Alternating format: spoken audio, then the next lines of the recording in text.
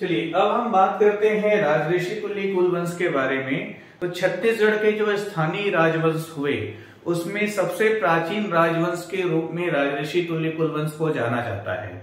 तो छत्तीसगढ़ के स्थानीय राजवंश में राजऋषि तुल्य कुलवंश है, नल वंश है, फिर सरबपुरी वंश है, पांडु वंश है। ऐसा करके हम क्रम से अध्ययन करते जाएंगे और इसके संबंध में छत्तीसगढ़ के इतिहास के बारे में जो भी जानकारी मिलती है उसके बारे में जो भी डेटा है मेरे पास वो मैं आपको साझा करता जाऊंगा।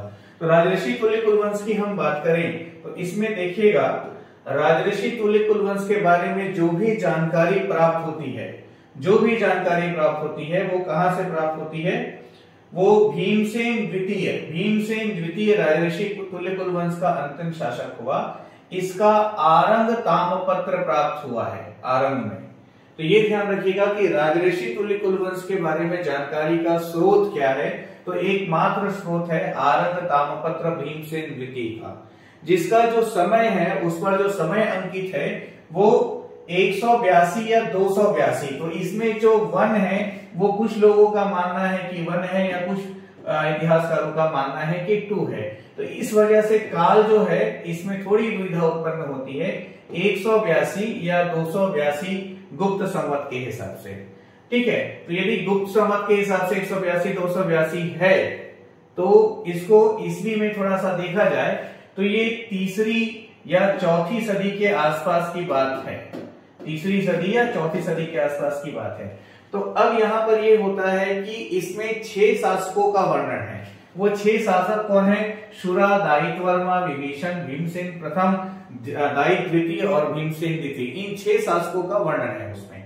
तो ये देखिए कि ये जो 6 शासक का वर्णन है, तो यदि हम इसको चौथी सदी भी मान के चलें और प्रत्येक शासक का 15 से 20 वर्ष का कार्यकाल रहा हो, ऐसा हम मानते हुए चले तो भी लगभग ये लगता है कि तीसरी सदी में भी राजऋषि तुल्य कुलवंश का अस्तित्व था इस क्षेत्र में। तो इस तरह से क्या होता है, छत्तीसगढ़ का प्राचीन राजवंश राजऋषि तुल्य कुलवंश को माना जाता है।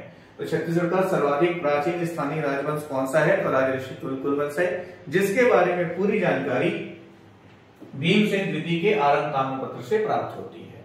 तो भीमसेन द्वितीय ध्यान रखना है, आरंग ताम्रपत्र ध्यान रखना है। इस वंश का संस्थापक शासक हुआ सुरा। इसी के नाम के कारण इस वंश को सूरवंश भी कहा गया है। कुछ किताबों में इसका वर्णन मिलता है। इस वंश में जो 6 शासक हुए इनका क्रम भी आपको याद रखना है। तो यहाँ पर जिस तरह से लिखा हुआ है वही क्रम आपको याद रखना है। सबसे पहले सुरा, फिर दायित, फिर विभीषण, फिर भीमसेन द्वितीय, भीमसेन प्रथम, फिर दायित द्वितीय और भीमसेन द्वितीय।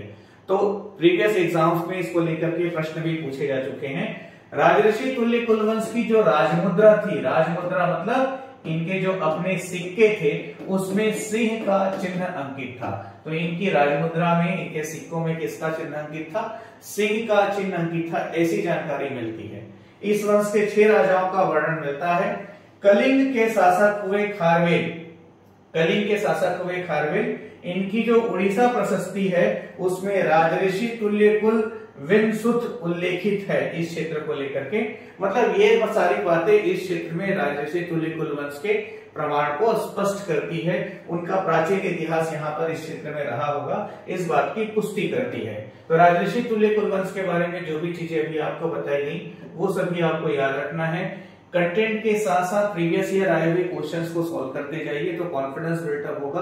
टाइप ऑफ क्वेश्चंस आपको समझ में आएंगे। मेरे पास जो क्वेश्चंस का एमसीक्यूज पीडीएफ वगैरह है वो मैं कोर्स में आप लोग के लिए अपलोड कर दूंगा ताकि मोबाइल से भी आप क्वेश्चंस को सॉल्व कर सकें। बेहतर होगा कि उसके लिए मार्केट से किताबें लें। कौन सी किताबें लेनी है वो पहले बता दी गई है आपको। अब हम दूसरे स्थानीय राजवंश के रूप में बात करें तो दूसरा नाम आ जाता है नल वंश का। राजऋषि तुल्य कुलवंश के बाद जो दूसरा स्थानीय राजवंश हुआ वो नल वंश हुआ। सबसे पहले इसमें ये देखिएगा कि नल वंश के बारे में जानकारी यहां से प्राप्त होती है। इनकी जानकारी देने वाले स्रोत कौन कौन से हैं? तो नल वंश के बारे में 5 अभिलेख प्राप्त हुए हैं जहां से नल वंश की जानकारी मिलती है।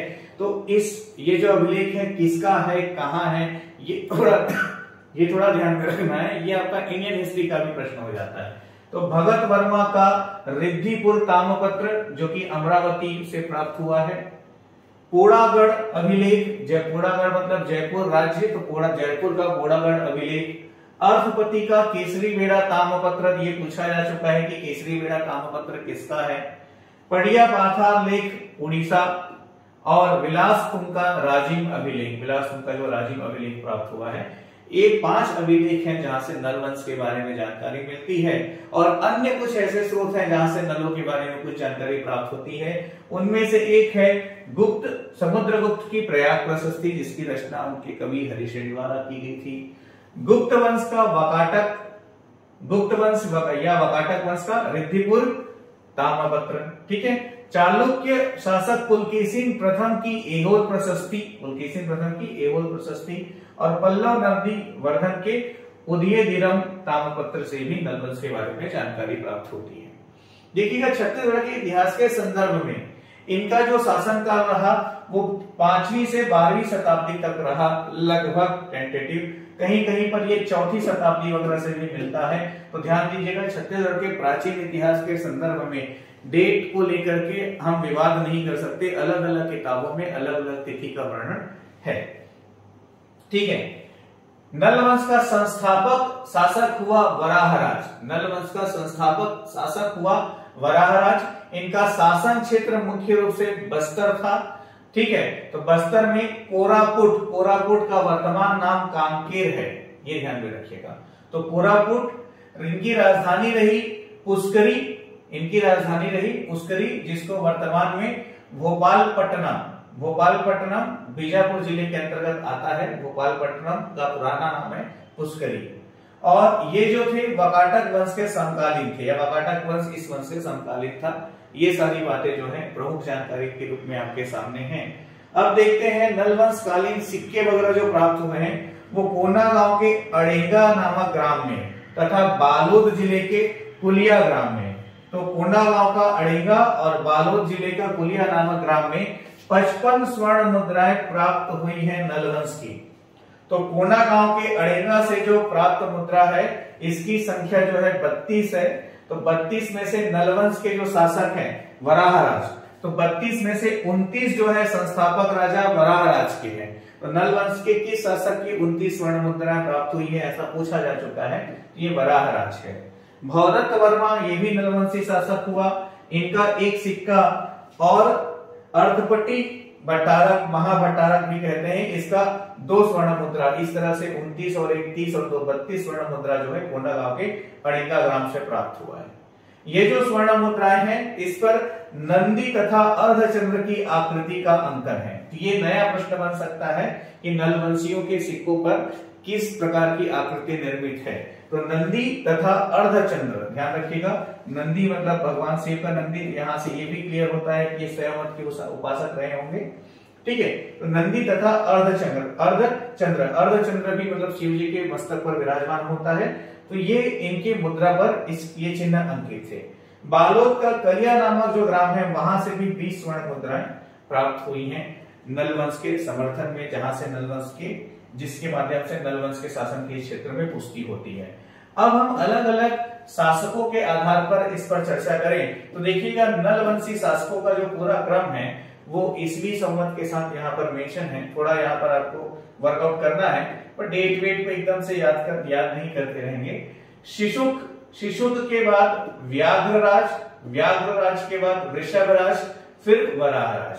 तो वराहराज जो है छत्तीसगढ़ के संदर्भ में हो जाता है ना, छत्तीसगढ़ में नलवंश के संस्थापक शासक कौन था, तो वराहराज है, ठीक है। तो शिशुक, फिर व्याघ्रराज, फिर वृषभराज, फिर वराहराज। वराहराज के बाद उसका पुत्र भौदत्त वर्मा, फिर भौदत्त वर्मा का पुत्र अर्धपति, फिर अर्धपति का कहीं कहीं पर अर्धपति का पुत्र स्कंद वर्मा पता चलता है, तो कहीं कहीं किसी किसी किताबों में अर्धपति का भाई के रूप में स्कंद वर्मा का नाम आता है। तो अर्धपति, स्कंद वर्मा, स्तंभराज, नंदराज, पृथ्वीराज, विरूपाक्ष, विलास तुंग, पृथ्वी व्याघ्र, भीमसेन देव और नरेंद्र धवल, नरेंद्र धवल। तो ये जो है शासकों का क्रम है, ठीक है। अब यहाँ पर कुछ प्रमुख नाम हुए, जैसे वराहराज है, भौदत्त वर्मा है, अर्धपति है, स्कंद वर्मा है, विलास तुंग है, ठीक है। इनका सीक्वेंस ध्यान में रखिएगा। तो ये 4-5 सीक्वेंस तो कंटिन्यू है, फिर विलास तुंग हुआ, फिर नरेंद्र धवल हुआ, है ना भाई। तो सीक्वेंस को भी लेकर के प्रश्न बनता है कि शासकों के क्रम के आधार पर इनके नाम को अरेंज कीजिए, आरोही अवरोही में या फिर शासकों के क्रम के आधार पर जैसा भी हो। तो ये प्रमुख शासकों के नाम हुए। अब यहाँ पर ये ईयर वगैरह बहुत ज्यादा आप प्रिपेयर करते नहीं रहेंगे, फिर भी आपकी जानकारी के लिए यहाँ पर हमने मेंशन किया हुआ है।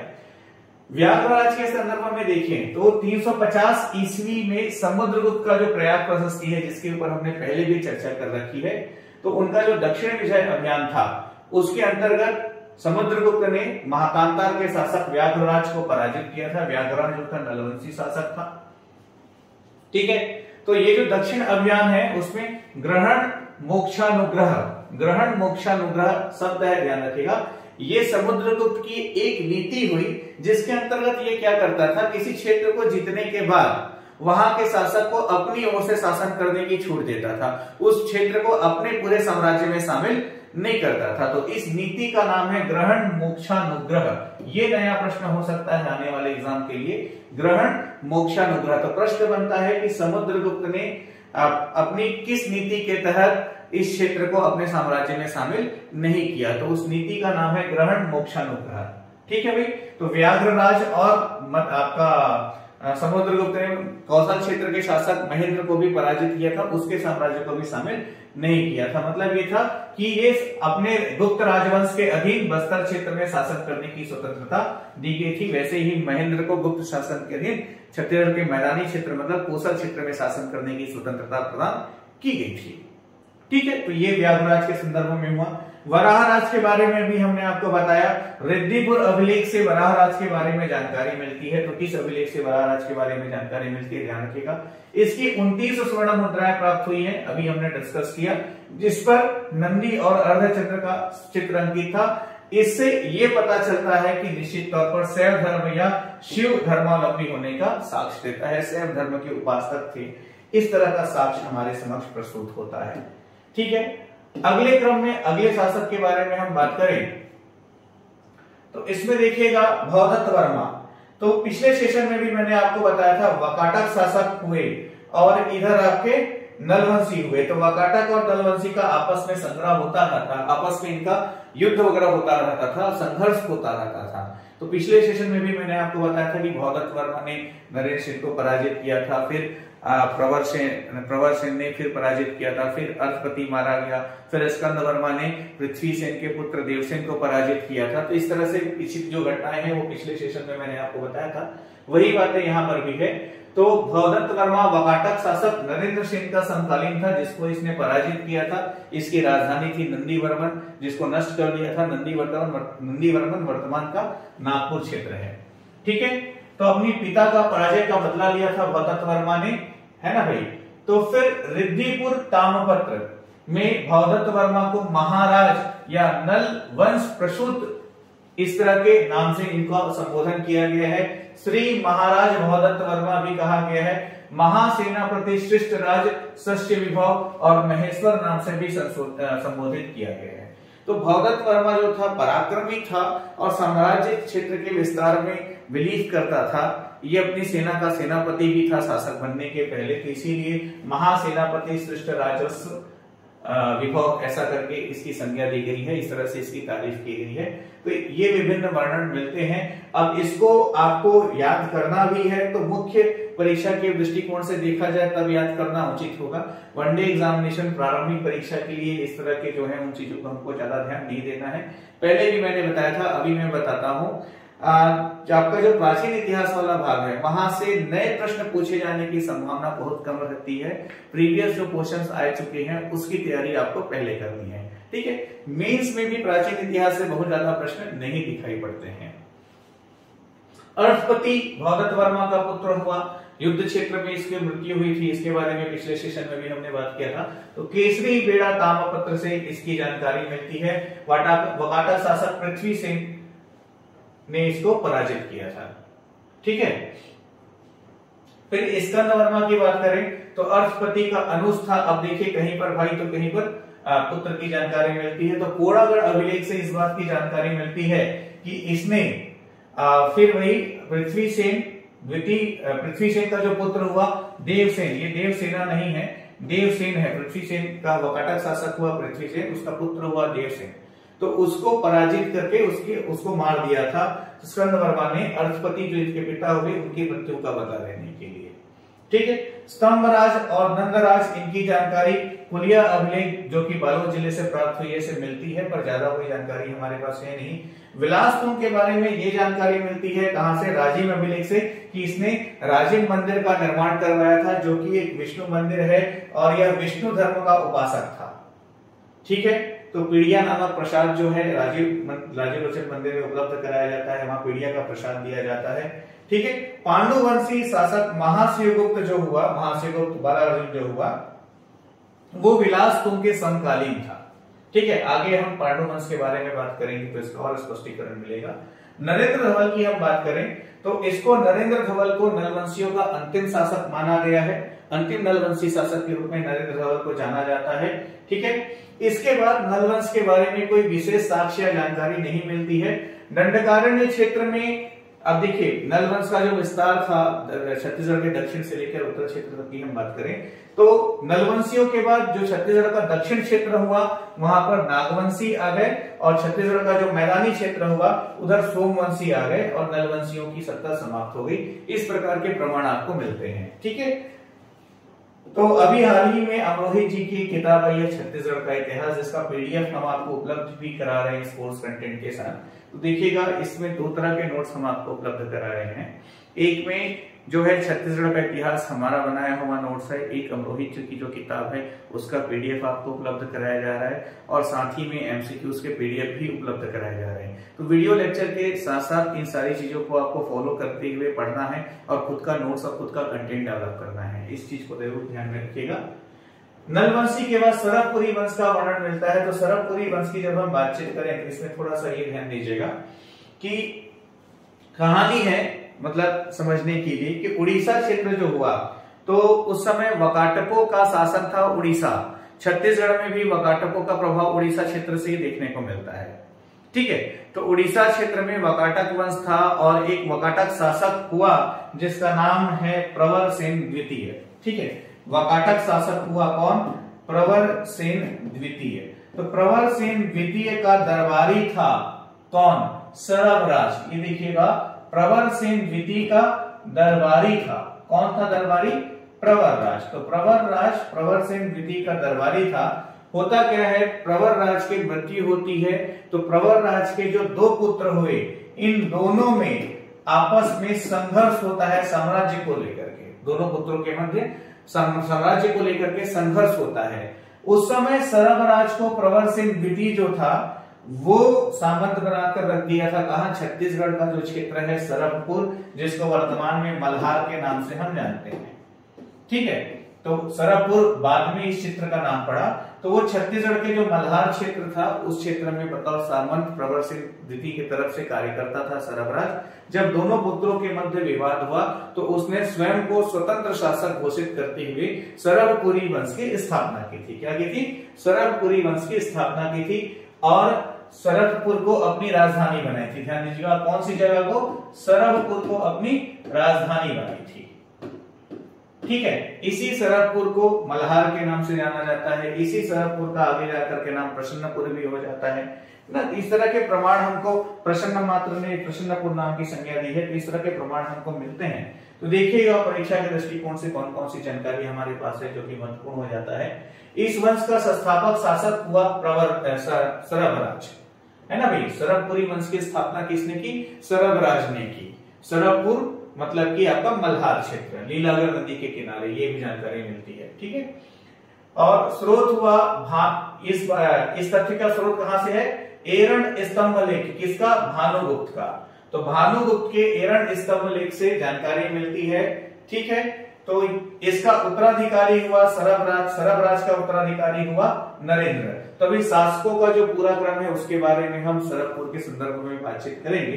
तो इसमें देखिएगा, किसने? सरभराज, जिसने सरभपुरी वंश की स्थापना की थी, इसने अपने नाम के सिक्के जारी किए थे। इसका पुत्र हुआ नरेंद्र। पीपरदुला ताम्रपत्र और कुरुत का जो ताम्रपत्र है वो सरभपुरी शासक नरेंद्र के समर्थन में है, वहां से नरेंद्र के बारे में जानकारी मिलती है। ठीक है, और इसने भी अपने नाम के सिक्के, ये सरभराज ने जो अपने नाम के सिक्के जारी किए थे उस पर संस्कृत में, ध्यान देखिएगा, उसमें प्राकृत के स्थान पर इसने संस्कृत भाषा का प्रयोग किया था। कौन सी भाषा का? संस्कृत भाषा का प्रयोग किया था। ठीक है भाई। तो सरवराज के बाद हुआ नरेंद्र, पीपलवाला ताम्रपत्र, पुरुष ताम्रपत्र से नरेंद्र के बारे में जानकारी मिलती है। फिर अगला शासक हुआ प्रसन्नमात्र। तो प्रसन्नमात्र के बारे में ये जानकारी मिलती है कि ये सरवपुरी वंश का सबसे ज्यादा प्रतापी राजा हुआ। ठीक है। निडिला नदी, निडिला नदी मतलब वर्तमान क्या नाम है उसका? लीलागर नदी। निडिला नदी वर्तमान का लीलागर नदी। ठीक है भाई। तो जो लीलागर नदी है उसका प्राचीन नाम निडिला नदी के रूप में मिलता है, ये भी एक प्रश्न हो जाता है। तो उसके तट पर प्रसन्नपुर, प्रसन्नपुर मतलब वर्तमान का मल्हार, सरवपुर प्रसन्नपुर मल्हार एक ही जगह है, नामक शहर बसाया। तो इसने शहर बसाया या नाम परिवर्तन किया, किसी किसी किताबों में नाम परिवर्तन किया, ऐसा भी साक्ष्य मिलता है। अपने नाम से सोने के सिक्के जारी किए इसने। इसके पहले भी शासकों ने अपने नाम से सोने के सिक्के जारी किए थे, पर इसके में विशेषता ये थी कि इसने जो सोने के सिक्के जारी किए थे उसमें शंख चक्र और गरुड़ का चिन्ह अंकित था। शंख चक्र और गरुड़ का चिन्ह अंकित था। तो इसमें ऐसा होता था कि जो जैसे अपन बात करें सिक्के की, है ना भाई, तो ये जैसे एक सिक्का है, सिक्के की गोलाई है, तो इसमें सिक्के के ऊपरी केंद्र में गरुड़ और दोनों किनारों में शंख चक्र, मतलब इधर हो गया गरुड़ और इधर हो गया शंख और चक्र, और दूसरे तरफ जो है श्री प्रसन्न मात्र लिखा होता था इसके सिक्कों में। तो ये यहाँ पर थोड़ा महत्वपूर्ण हो जाता है कि शंख चक्र और गरुड़ का चिन्ह किस सरवपुरी शासक या किस शासक के सिक्के में था? तो उत्तर है प्रसन्न मात्र। इसके बाद अगला शासक हुआ जयराज। जयराज के समय में दक्षिण कौशल का अधिकांश भाग जो था वो जयराज के अधीन था। प्रसन्न मात्र पहले ही विस्तार कर चुका था, साम्राज्य विस्तार कर चुका था। ठीक है। इसकी राजमुद्रा पर गजलक्ष्मी या गजभिषिक्त लक्ष्मी का चिन्ह अंकित है। इसने अपने आप को परम भागवत की उपाधि दी है। इसने अपने ताम्रपत्र में स्वयं को परम भागवत कहा है। ठीक है। जयराज का भाई हुआ मनमात्र। जयराज का भाई हुआ मनमात्र। मनमात्र को दुर्गराज भी कहा जाता है। इसने दुर्ग नगर की स्थापना, जो वर्तमान दुर्ग जिला है ना, उसकी स्थापना इसने की, ये भी जानकारी मिलती है। तो वर्तमान का जो दुर्ग नगर है, दुर्ग जिला है, उसकी स्थापना किसने की? मनमात्र ने की थी। मनमात्र का ही दूसरा नाम दुर्गराज था। फिर हुआ सुदेवराज। सुदेवराज की जानकारी जो है कंवाताल अभिलेख महासमुंद जिले से जो प्राप्त हुई है वहां से मिलती है। इसके बारे में आपको ये ध्यान में रखना है कि सर्वाधिक 8 ताम्रपत्र, कितने? सर्वाधिक 8 ताम्रपत्र प्राप्त हुए हैं किसके? सुदेवराज के। तो सुदेवराज के सर्वाधिक 8 ताम्रपत्र प्राप्त हुए हैं। तो हुआ ऐसा है कि जयराज जो था, जयराज के समय में इनका जो साम्राज्य है वो प्रशासनिक केंद्र के आधार पर 2 क्षेत्र में बटा, एक तो मल्हार क्षेत्र और दूसरा सिरपुर। तो किस सरवपुरी शासक के काल में साम्राज्य 2 क्षेत्रों में बटा बोलना चाहिए? तो वो है जयराज। जयराज के शासन काल में सिरपुर और मल्हार 2 प्रशासनिक केंद्र हो गए। ठीक है। तो यहाँ पर आगे हम देखें सुदेवराज के बारे में हम बात करें, महासुदेवराज भी ऐसा कहा जाता है इसको। तो सुदेवराज के बारे में जानकारी मिलती है कि 8 ताम्रपत्र इसके मिले हैं। तो 8 में से 6 ताम्रपत्र मल्हार में मिले हैं और 2 ताम्रपत्र आपके सिरपुर से प्राप्त हुए हैं। ध्यान रखिएगा, महासुदेवराज या सुदेवराज के 8 ताम्रपत्र प्राप्त हुए हैं। तो 8 ताम्रपत्र में से 6 कहां से मिले हैं? मल्हार से मिले हैं। 2 कहां से मिले हैं? सिरपुर से मिले हैं। तो इसने राजधानी परिवर्तन करते हुए क्या किया था? अपनी राजधानी मल्हार की जगह कहां ट्रांसफर कर लिया? सिरपुर में कर लिया। ये भी ध्यान में रखना है। तो किस सरवपुरी शासक ने अपनी राजधानी सिरपुर बनाई थी? तो महासुदेवराज या सुदेवराज प्रश्न का उत्तर हो जाता है। इसके बारे में एक महत्वपूर्ण जानकारी ये भी ध्यान रखना है कि इसका सामंत था एक इंद्रबल। इंद्रबल के नाम का वर्णन हम यहाँ पर इसलिए कर रहे हैं क्योंकि यही आगे जाकर के क्या करेगा? पांडु वंश की स्थापना करेगा आपके मल्हार वाले क्षेत्र में। ठीक है। तो इसका सामंत था इंद्रबल, बाद में यही इंद्रबल पांडु वंश की स्थापना करता है। फिर प्रवरराज, प्रवरराज जो था इसकी भी राजधानी क्या थी? सिरपुर थी। और 7वें वर्ष में 2 ताम्रपत्र इसने जारी किए थे, पहला ठाकुर दिया से और दूसरा मल्हार से प्राप्त हुआ है। तो महासुदेवराज के बाद प्रवरराज हो जाता है। कोई विशेष जानकारी इसको भी लेकर के नहीं मिलती है। फिर व्याघ्रराज का भी वर्णन है जो कि संभवतः प्रवरराज का भाई ही था। ठीक है। ये प्रवरराज के अधीन सामंतों में से एक था। इसकी हत्या इंद्रबल द्वारा की गई। तो क्या हुआ, इंद्रबल ने व्याघ्रराज की हत्या करते हुए पांडुवंश की स्थापना की थी। सिरपुर में इंद्रबल ने पांडुवंश की स्थापना की थी। तो सिरपुर मल्हार जो था, सिरपुर राजधानी हो गई, तो मल्हार वगैरह भी उसी के अंतर्गत आ जाता था। तो फिर इंद्रबल ने क्या किया था, सरबपुरी वंश के शासक व्याघ्रराज की हत्या करते हुए इस क्षेत्र में पांडुवंश की स्थापना की थी। तो आज का जो पूरा सेशन रहा उसमें हमने क्या किन टॉपिक पे बात की, तो हमने राजर्षि तुल्य कुलवंश पे बातचीत की, इसके बाद नलवंश के बारे में बातचीत की, फिर सरबपुरी वंश को लेकर के बातचीत की। निश्चित तौर पर प्राचीन इतिहास वाला जो भाग है वो थोड़ा सा स्टडी करने वाला है, तो बार बार इस बात को मैं कह रहा हूं, फॉलो जरूर कीजिएगा।